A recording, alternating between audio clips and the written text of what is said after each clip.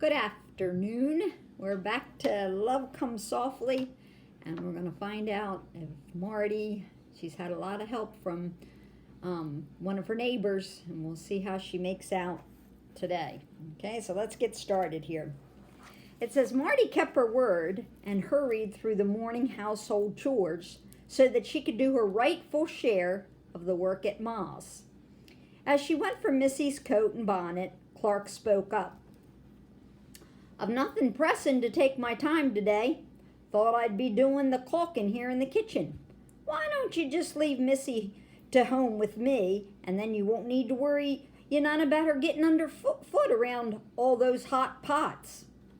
Marty expressed her appreciation and agreement and hurried to the team and wagon that Clark had waiting. It was a cooler day. In fact, there was almost a chill to the air. Maybe winter would soon be coming. Marty hated the thought of those long days and even longer evenings that stretched out before her. The soap making went well, even though it was a demanding hot job, and Marty was glad when they finished. It was then placed in pans ready to be cut into bars after it had cooled. They sat down for a much-needed cup of coffee and one of Ma's slices of Johnny cake. There was never much chance for confidential talking at Ma's house. With a family of 11 crowding every corner of the small house, there was seldom an opportunity to be alone. But Ma talked freely, ignoring the coming and going. She told Marty that her first husband, Thornton Perkins, had been the owner of a small store in town, and when he had come to an early death, he had left her with the business to try to wrest a living from and 3 small children to care for.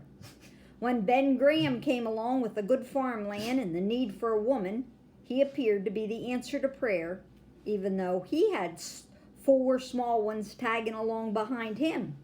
So they had joined forces, the young widow with 3 and the widower with 4.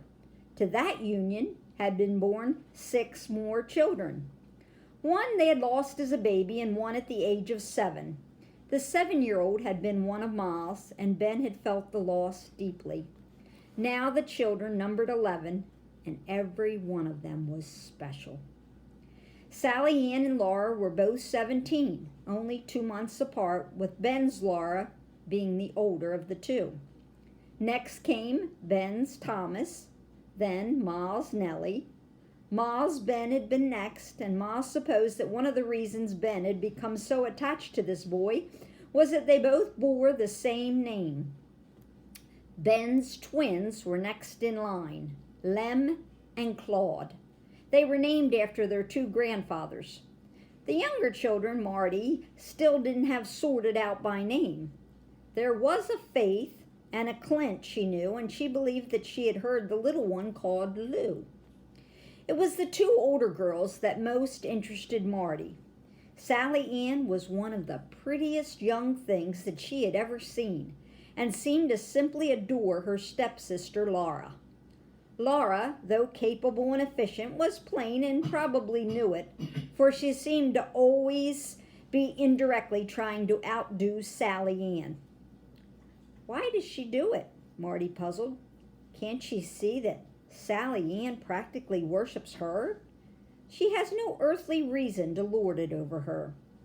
In watching more closely, she decided that Laura was unaware of what she was doing, but was driven by a deep feeling of being inferior to her pretty sister. She doesn't need to feel that way, Marty reasoned. She has so much to offer, just the way she be. She supposed that there was nothing that she could do about it. However, she promised herself that she'd try to be especially nice to Laura and maybe make her realize that she was a worthwhile person. It was getting to be late afternoon, and Marty knew that she must be on her way. She thanked Ma sincerely for all of her help with the soap. Now she felt confident that she'd be able to do it on her own the next time. She told Ma that if she could spare the time, she'd sure appreciate another visit from her before the snow shut them in. Ma promised to try, and giving Marty a hearty hug, sent her on her way. When Marty reached home, Clark met her to take the team, taking Missy with him for the brief trip to the barn.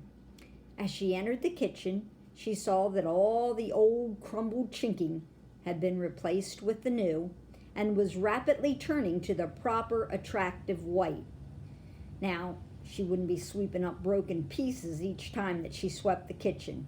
She was glad that it was done, and noted with appreciation that Clark had even cleaned up any mess that he had made in the doing of the job. Marty was tired as she began the supper preparations and would be very glad to go to bed. Tomorrow was Saturday, so she must first make a list for Clark, as he would want to leave early for town the next morning. Clark did leave early for town the next day, and Marty sighed with relief as she watched him go. She still felt him a stranger to be avoided, though without realizing it, some of her anger was seeping away simply because deep down she realized that it was unfounded. They were victims of circumstances, both of them, forced to share the same house. Notwithstanding, Marty was much relieved when his duties took him elsewhere. The list hadn't been as long this time, but Clark had asked her to check through Missy's things to see what the child would be needing for the winter. Marty did this and carefully added the items to the list. Then Clark stood Missy on a chair and traced a pattern of her small foot so that he might bring her back new shoes. Marty busied herself with her morning routine. She still felt tired. In fact, she wondered if the emotionally driven hard work of the preceding days was not taking its toll. She felt drained and even slightly dizzy as she finished up the dishes. For the sake of her little one, she must hold herself in check and not pour all of her energy into frenzied activity. She had lost her Clem. Now more than ever, she wanted his baby. Marty decided that she would make this day an easier one. She did her household chores for the day, sweeping and tidying each small room. Her bedroom had become quite crowded with the 2 beds, 2 chests, her trunk, the sewing basket, and the new machine. She wouldn't complain, though, she thought, as she looked at the beautiful, shining thing. There really was more room for it in the sitting room, but she was sure that for Clark to have to see it continually would be a hurtful reminder. No, she'd be glad to spare him that much, and she ran a loving hand over the polished wood. "Today, Missy," she spoke to the child, "I'm a-going to finish my sewing." She crossed to the garments that she had already made and fingered them with pride. There hung the newly made bonnets, one of light material, a little more fussy, the other of warm, sturdy cloth for the cold days ahead. There were the underclothes, some with bits of lace. She'd never had such feminine things before. She almost hated to wear them and thus take away their newness. 2 nighties lay folded in the drawer. She had put extra tucks and stitching on them, and one had some dainty blue trim. 2 dresses hung completed. They were not fancy, but they were neat and attractive, and Marty felt confident that Clark would have to deem them proper. Beside her chest stood the new shoes, still black and shiny. She had not as yet worn them. As long as she could, she'd wear her old ones and keep the new ones to admire. Her new coat and shawl hung on pegs behind the door, so very new, so new and beautiful. Marty sighed. She had only the blue-gray material to make up. She had saved it until last because it was to be special. She let the beautiful material lay against her hand, then lifted one corner to her cheek. "Missy," she half whispered, "I'm going to make me a dress. You just wait to see it. It's going to be grand, and maybe when I be all through, there'll be enough material left to make you something too." Suddenly, that was important to Marty. She wanted with all of her heart to share this bit of happiness with someone, and Missy seemed the likely one to share it with. Missy patted the material and proclaimed it pretty. Marty went to work.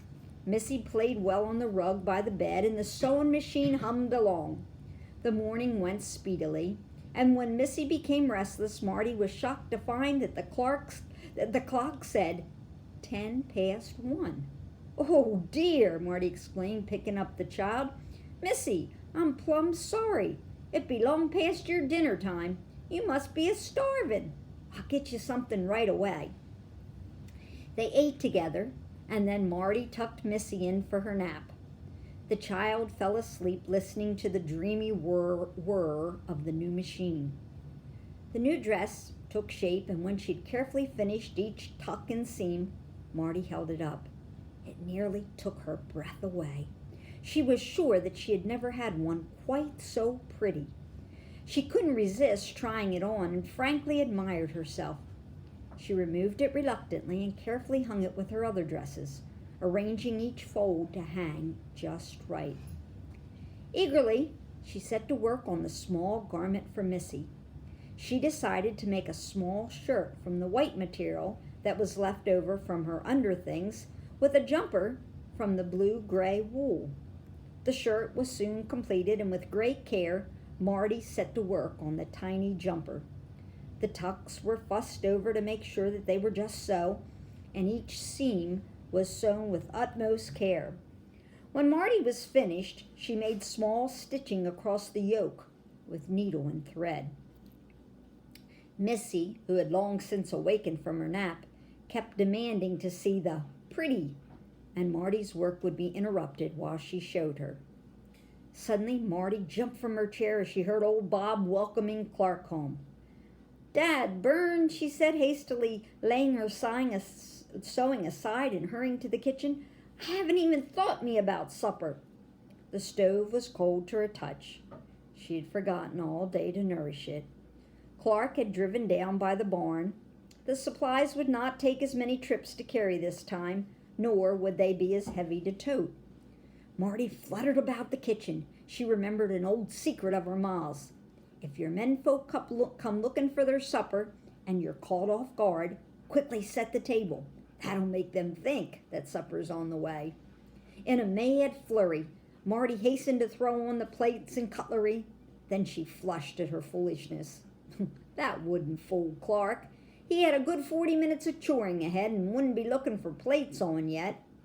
A stove with a fire in it might be a bit more convincing. When Clark came in, Marty was building the fire and wondering what she could have ready for supper in a little more than a half an hour. After depositing his armload of purchases, Clark went back out to do the chores, and Marty set to work in earnest, preparing the supper. When Clark returned from the barn, the meal was ready, simple though it was. Marty made no apology. After all, she told herself, it wasn't as though she had loafed away the whole day. Nevertheless, she promised herself to never let it happen again. After the supper dishes had been cleared away, Clark brought forth his purchases for Missy.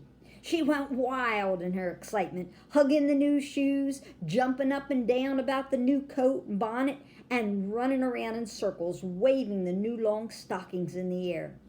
She exclaimed over the material to be sewn into little frocks, but Marty was sure that the tiny child didn't really understand what it was all about.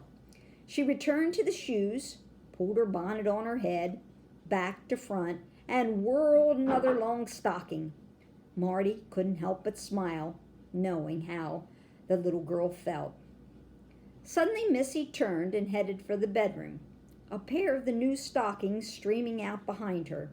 She's going to put them in her chest, Marty thought. In a moment, the flying feet came running back, and one of the tiny hands carried over her head the jumper that Marty had been working on. Marty watched as Missy pushed the garment onto Clark's lap, pointing at the fancy stitching, and exclaimed, "Pretty! Mine! Pretty!" Clark gingerly picked up the small article in his big, work-roughened hands. His eyes softened as he looked across at Marty. She held her breath. For a moment, he did not speak, but sat lightly stroking the small garment. In a somewhat choked voice, he responded, "Yeah, Missy, very pretty." But it was to Marty that he spoke, not the excited child. Clark had more surprises, too. For Missy, he had a picture book. She had never beheld such a thing before, and spent the rest of the evening carefully turning the pages, exclaiming over and over the wonder of finding cows and pigs and bunnies in such an unlikely place. Clark had bought himself some books for the long winter evenings ahead, too. This was the first time Marty was aware that he was a reader. She then remembered the shelf in the sitting room with a number of interesting-looking books on it. Clark had a package for her as well that would help pass the months ahead.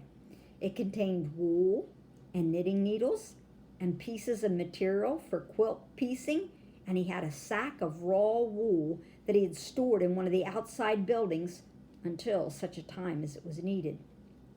Marty was very thankful. She loved to knit, and though she had never tried, she was willing to try her hand at quilting as well. Missy was too excited to go to bed, but with a firmness that surprised Marty, Clark informed her that she had enough excitement for one night and all her things would be there in the morning. After Marty washed the child and got her ready for bed, Clark tucked her in and heard her short prayer. Marty carefully folded the new things and picked up the pieces of material. This would care for a few more days, she thought with relief. If only she could keep herself busy, perhaps she wouldn't hurt so much. She placed it all in Missy's chest for the night, planning to go to work on sewing the little garments on the morrow. Oh no, she thought, tomorrow will be another Lord's Day. She couldn't expect Clark and Missy to tramp off for 2 Sundays in a row. Dad Burn, she explained. How in the world would she be able to suffer through the long, miserable day anyway? Maybe she should take to the woods. Well, tomorrow would have to take care of itself. No use fretting about it now. She had a small amount of work to do yet on the jumper, and then she'd take her tired self off to bed. It seemed the usual things these days for her to feel weary.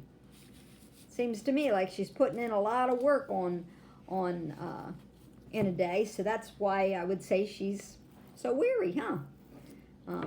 Some days when you guys have a lot to do, I'm sure when it's bedtime, you feel a little weary too. You can just imagine how she feels. Alrighty, well, I'll be seeing you next time. Love you guys. Miss ya.